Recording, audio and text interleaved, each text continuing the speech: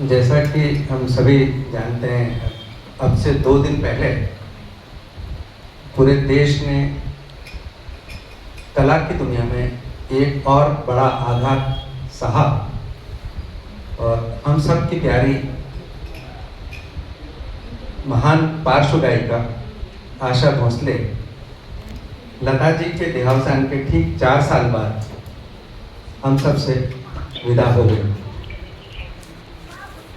जैसा कि आप सभी जानते हैं कि सिर्फ 4 दिन के अंतराल में 4 दिन के विचार बनने के बाद में ये कार्यक्रम आज आयोजित किया गया है। तो ये कोई औपचारिक उनको श्रद्धांजलि या स्वरांजलि जैसा कि अजय न्यूज प्रेस क्लब आयोजित करता रहा है उस तरह का आयोजन नहीं है, लेकिन चूंकि हमारे सभी साथियों के मन की भावना थी कि हम सबकी प्रिय आशा जी इस दुनिया को छोड़ के गई हैं, तो उनके सम्मान में अपने मन की कुछ बातें हम शेयर करें, उनके कुछ गीतों को याद करें और इस रूप में अपने श्रद्धा सुमन उनको अर्पित करें।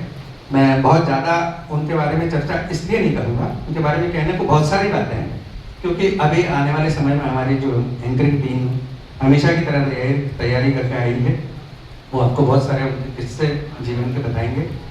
मैं सिर्फ इतना सा कहना चाहता हूँ कि जो मंगेशकर परिवार है, ऐसा शायद दुनिया में कहीं नहीं हुआ होगा कि पूरे 6-7 दशक तक पूरे देश के संगीत जगत पर उस परिवार ने राज किया और उस परिवार में भी एक ऐसी शख्सियत लता मंगेशकर पैदा हुई हो जिन्होंने कि पूरी दुनिया के अंदर भारत का नाम रोशन किया।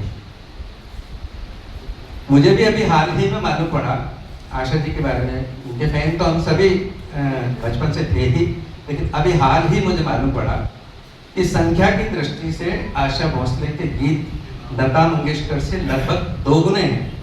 मुझे ये इससे पहले मुझे जानकारी नहीं थी और मैं भी यही समझता था कि लता मंगेशकर के गीत ही सर्वाधिक हैं। हालांकि रिकॉर्ड्स की बातें हैं, वो सब आप लोग अभी चर्चा करेंगे, लेकिन आशा जी ने संख्या में उनसे ज़्यादा गीत हैं और इसकी वजह भी इन दोनों की जो पर्सनैलिटी है, इन दोनों की जो शख्सियत है, इन दोनों की जो पहचान है, उसके पीछे ही छिपी हुई है। लता मंगेशकर, लोग अक्सर लता मंगेशकर से आशा भोसले की तुलना करते हैं और अक्सर ये बहस जैसे किशोर कुमार और मोहम्मद रफ़ी के बारे में होती है, अक्सर ये बहस भी हो जाती है। थोड़ी देर पहले भी शायद हमारे साथियों की चर्चा हो रही थी, लेकिन मेरा ये मानना है कि इन दोनों के बीच में कोई प्रतिस्पर्धा या प्रतिद्वंदिता कतई नहीं, ये एक दोनों की पूरक थी। जो लता मंगेशकर नहीं करती थी, मैं ये तो नहीं कहता कि वो नहीं कर सकती थी, वो सब कुछ उनके अंदर इतनी क्षमता थी, इतना पोटेंशियल था, संगीत की दृष्टि से इतनी लोच थी उनकी व्यक्तित्व में, उनकी आवाज़ में, कि वो जो चाहती वो कर सकती। उन्होंने बहुत सारी चीज़ों से दूरी इसलिए बनाई, बहुत सारी चीज़ों से परहेज उन्होंने इसलिए किया क्योंकि वो उनके नियम थे, उनके सिद्धांत थे, उनकी पर्सनैलिटी थी और वही उनकी पहचान। लेकिन आशा भोसले ने उनको फॉलो नहीं किया। अक्सर जैसा कि घरों में होता है कि जो बड़ा भाई होता है, बड़ी बहन होती है, छोटे उनका अनुगमन करते हैं या उनको फॉलो करते हैं, उनको कॉपी करते हैं। लता मंगेशकर जैसा कि हम सभी जानते हैं, हमने उनकी पुण्यतिथि पर चर्चा भी की थी कि वो बहुत जिम्मेदार किस्म की महिला थी। बचपन में ही चूँकि उन पर चुनौतियों का पहाड़ टूट पड़ा था, उनके पिता की उनकी 12-13 साल की उम्र में जब ये थी तो उनकी डेथ हो गई थी, पूरे परिवार की जिम्मेदारी उनके कंधों पर आ गई थी। तो उन्होंने बड़ा एक गरिमामय और उन्होंने सिर्फ कैरियर ओरिएंटेड उन्होंने अपना जीवन जिया और घर के छोटे भाई बहनों को भी उन्होंने बिल्कुल बच्चों की तरह से पाला। और आशा भोसले चूंकि बिल्कुल नेक्स्ट टू लता जी थी, लगभग उम्र में बराबर से 4 साल का उन दोनों के बीच में अंतर था। तो लता मंगेशकर चूंकि अनुशासन पसंद थी और गंभीर व्यक्तित्व थी, तो वो पूरे घर को अनुशासन में रखना चाहती थी। और आशा भोसले की पर्सनैलिटी का जो स्वरूप बना बाद में चल के, वो भी लता जी के इस अनुशासन का ही परिणाम था। हम कह सकते हैं कि उसका विद्रोह था कि बचपन से ये रेबेलियन किस्म की लड़की थी आशा जी और विद्रोही स्वभाव के होने के कारण ही उन्होंने बिल्कुल लता मंगेशकर से अलग अपनी पहचान बनाने का संकल्प लिया और 200% वो अपने संकल्प में सफल है। उन्होंने बिल्कुल लता मंगेशकर को कतई कॉपी नहीं किया, उन्होंने बिल्कुल उनसे अलग हटके अपनी गायन शैली डेवलप की और वो सारी चीज़ें जिनसे लता मंगेशकर ने दूरी बनाई, वो सब आशा जी ने करके बनाई। बहुत सारे हम पढ़ते रहते हैं, मैगजीन्स में भी पढ़ते हैं, नेट पे भी बहुत सारी जानकारी अवेलेबल है कि लता मंगेशकर ने बहुत सारे गीत छोड़ दिए। वो आशा भोसले जैसे एक गीत, वो अभी पिछले दिनों हम लोग चर्चा भी कर रहे थे कि जो फिल्म हम दोनों का जो गीत है, कभी न जाओ छोड़ दे, लता मंगेशकर ने अपने सिद्धांतों की वजह से कि उसके जो बोल थे उनकी निगाह में वो उसमें शालीनता की कमी थी, उनको वो उन्होंने अश्लील भी करार दिया। लेकिन आशा भोसले ने बिल्कुल खुले दिल से उसको स्वीकार किया। लता मंगेशकर को चुनौती देने के लिए नहीं, वो उनका अपना व्यक्तित्व था, वो उनकी विचारधारा अलग थी, उनकी सोच अलग थी, और उनका जो भी था टेम्परामेंट बिल्कुल अलग था, तो उन्होंने वो गीत गाया और वो अमर गीत बन गया। लेकिन लता मंगेशकर को कभी इस चीज़ का अफसोस नहीं हो कि मैंने वो गीत छोड़ दिया।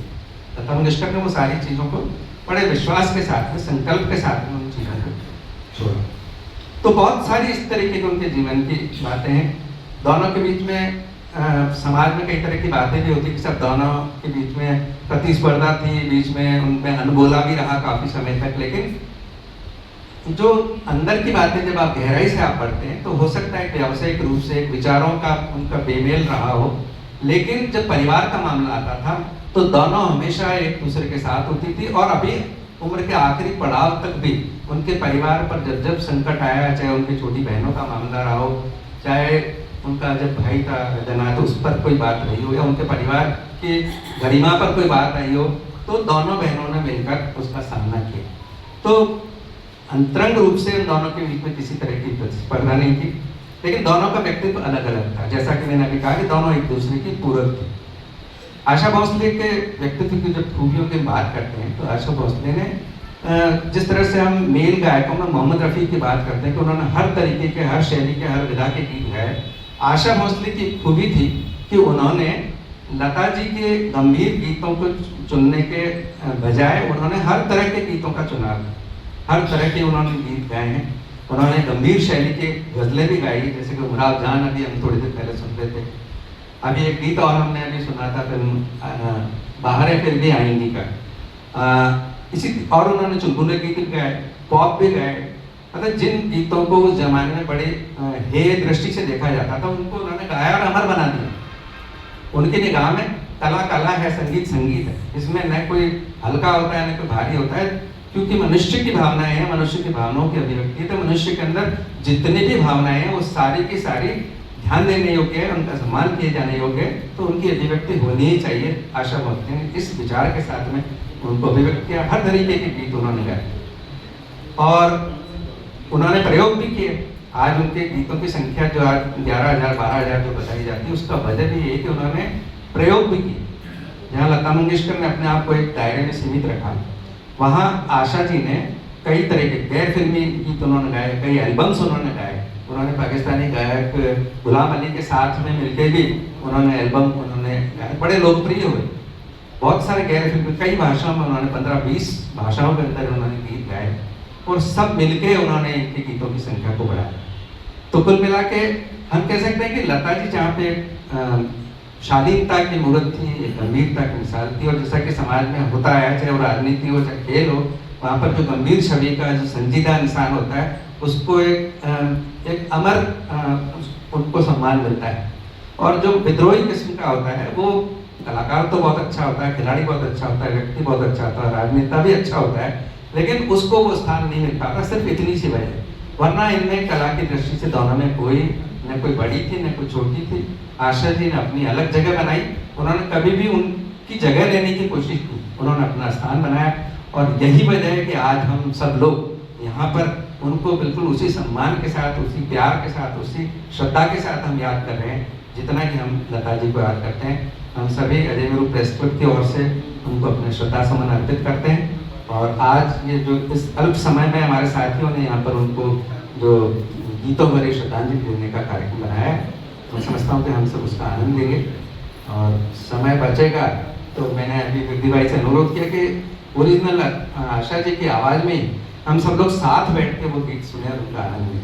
तो आप सभी का स्वागत है।